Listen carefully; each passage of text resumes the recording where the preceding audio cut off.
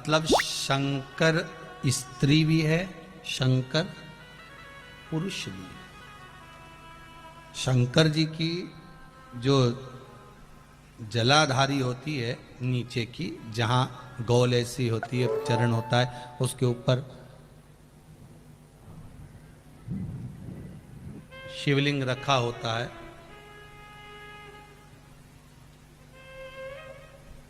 शिवलिंग रखा हुआ है। महाराज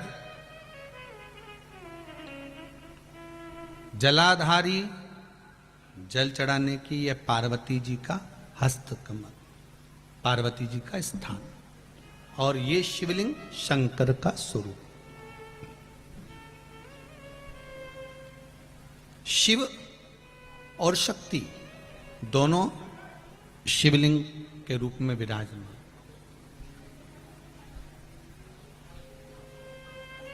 कई बार कहा है आपको, आज फिर कहते हैं, शिव मंदिर में जाकर गलती मत करना।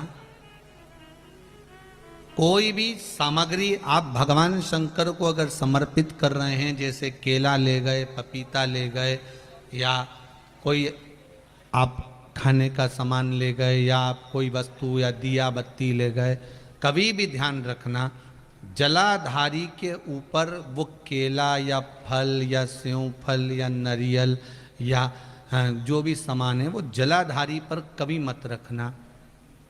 क्यों? जलाधारी पर अगर हम कोई फल वगैरह वस्तु रखते हैं तो हमारे ऊपर भार बनता है। भार मतलब जैसे कोई कार्य करने के लिए जा रहे हो और वो कार्य अटक जाएगा, वो होगा नहीं। मतलब समझ लेना कि तुमने जरूर जलाधारी पर कहीं केला रख दिया होगा, कोई फल रख दिया होगा, कोई सामान रख दिया होगा। जलाधारी पर केवल पूजन का सामग्री, आप स्नान करा रहे हो, जलाधारी पर डालिए। आप कुंकू लगा रहे हो, चंदन लगा रहे हो, अबीर लगा रहे हो, गुलाल लगा रहे हो, आप जलाधारी पर लगाइए।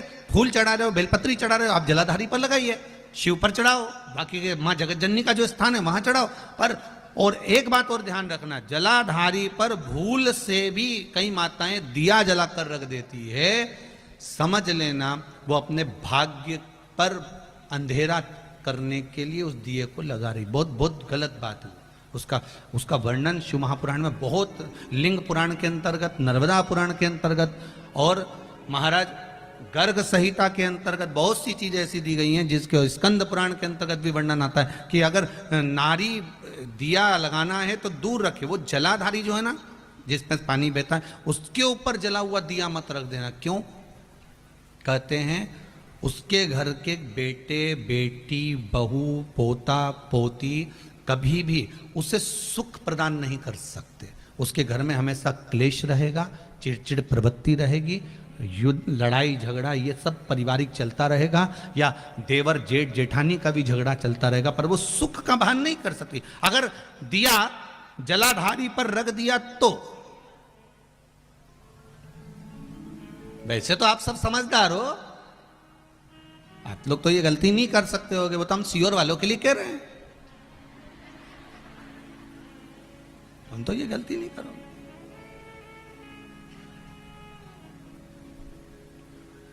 दिया रखना है दूर रखो।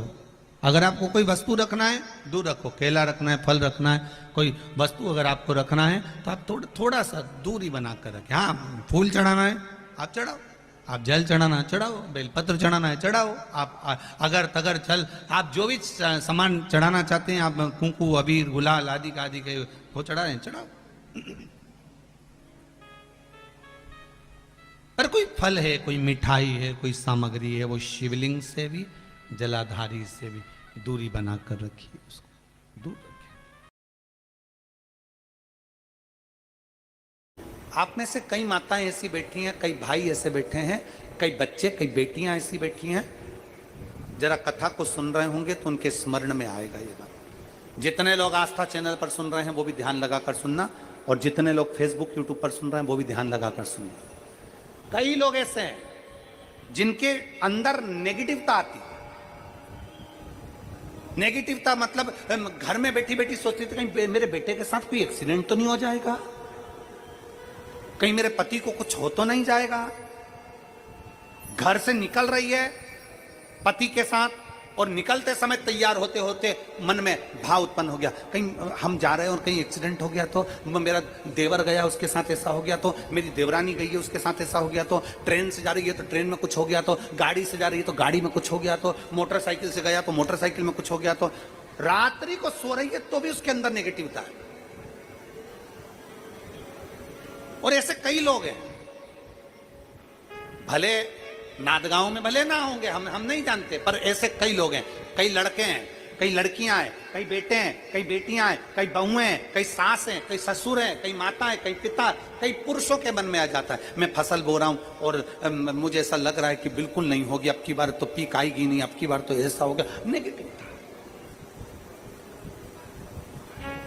मंदिर में बैठी है तो भी नेगेटिव आ रही है, उसको लग रहा है कि कुछ गंदा, उसको गंदा समझ में आ रहा है, उसको लग रहा है कि कुछ गंदा है। पूजन करने बैठी है, देवी जी की आराधना कर रही है, भगवान की भक्ति कर रही है और उसके चित्त वृत्ति में कुछ गंदा आ रहा है, कुछ गंदे विचार आ रहे हैं, गंदी सोच आ रही है।